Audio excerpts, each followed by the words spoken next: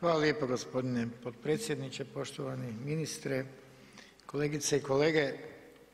Ovo je rebalans proračuna koji nitko od nas nije htio i svi bi bili sretni naravno da ga ne moramo raditi jer je on izazvan krizom koja je zahvatila cijeli svijet i protiv koje se hrvatska Vlada po svim pokazateljima dosta uspješno bori, što još želim i dalje da taj posao bude još uspješniji kako bi se zaštitilo na prvom mjestu zdravlje ljudi, a na drugom mjestu ono što od početka se govori, radna mjesta i gospodarska aktivnost.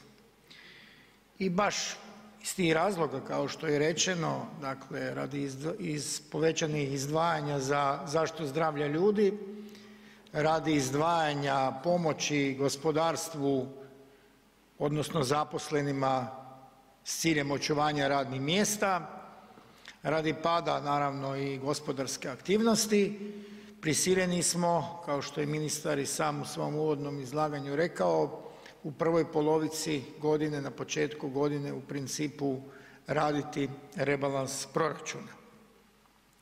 Ono što je obilježilo čitav ovaj mandat ove Vlade kod svih dosadašnjih rasprava o proračunima i rebalansima bilo je porezno rasterećenje kako građana tako i gospodarstva.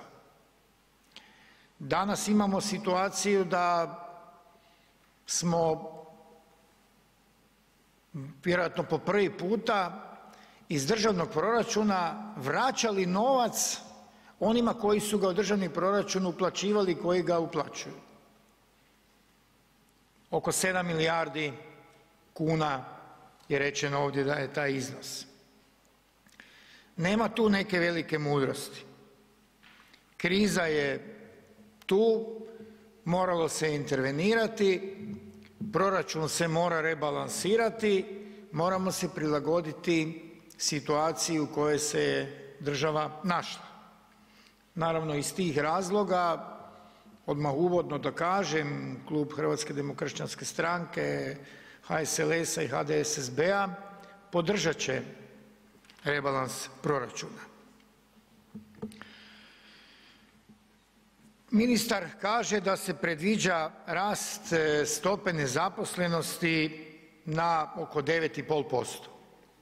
Podsjetit ću, ne tako davno, na jednu drugačiju krizu, znatno manju od ove sadašnje krize, jer je ova, na ovo je vezano zdravlje i život građana, to je ona u mandatu prethodne Vlade, odnosno prethodne, ne govorimo o onoj između Vladi od par mjeseci, kada je 2011. godine stopa nezaposlenosti bila 13,7%, da bi 2015. bila 16,3%.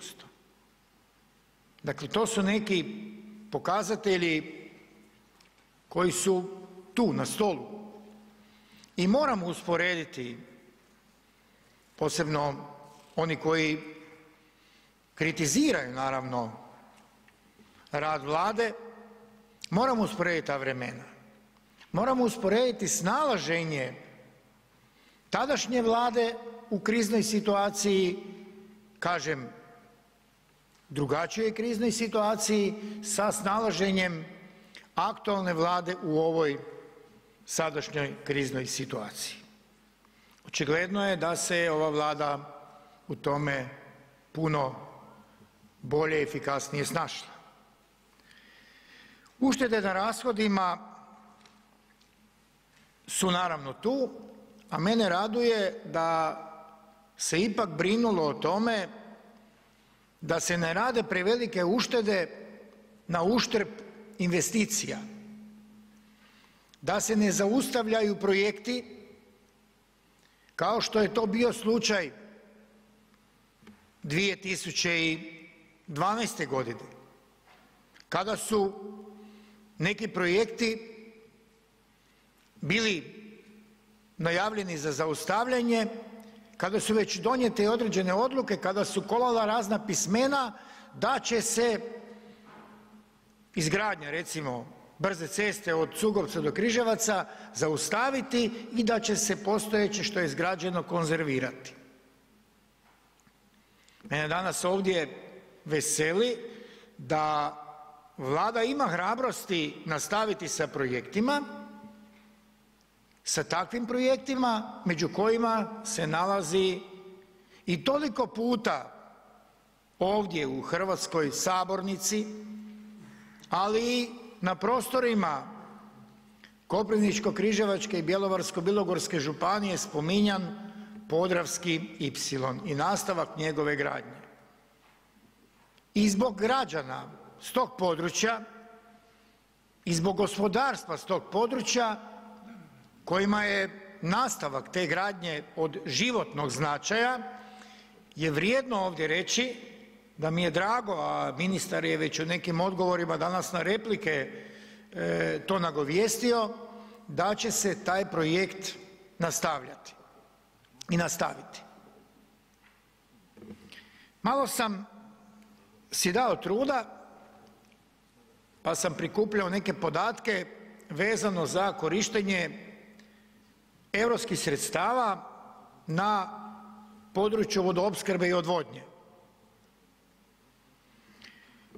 Po podacima koje sam dobio ispada da je period od 2017. do kraja 2019. iskorištavanja tih sredstava i pokretanja tih investicija 4 puta veći nego od 2009. godine do kraja 2016. godine. Kad govorim 4 puta veći onda govorimo o 3,5 milijarde i govorimo o 14 i nešto milijardi kuna. I to me u ovom dijelu veseli jer smatram da bez nastavka investicija, bez korištenja europskih novaca kako bi se zaposlilo hrvatsko gospodarstvo, teško se možemo nadati izvlačenju, bržem izvlačenju iz onog dijela krize koje dolaze nakon što se, vjerujemo i nadamo se, zaustavi širenje koronavirusa. Mene raduje također da se ovim rebalansom proračuna ni to ne ukida, da se nastavljaju aktivnosti gradnje i bjelovarske aglomeracije i đurđevačke i koprivničke i križevačke. 1,2 milijarde kuna samo te 4 aglomeracije su ulaganja, investiranja u prostore područja o kojem govorim. Iz svih tih razloga koje sam naveo, samo sam i nekoliko naveo, ponavljam, naš klub će podržati ovaj rebalans proračuna, Vladi čestitati na uspješnoj borbi sa ovom krizom i zaželjeti da što prije iz toga izađemo i da počnemo oporavljati gospodarstvo i nadamo se buditi optimizam hrvatskih građana. Hvala lijepa. Hvala.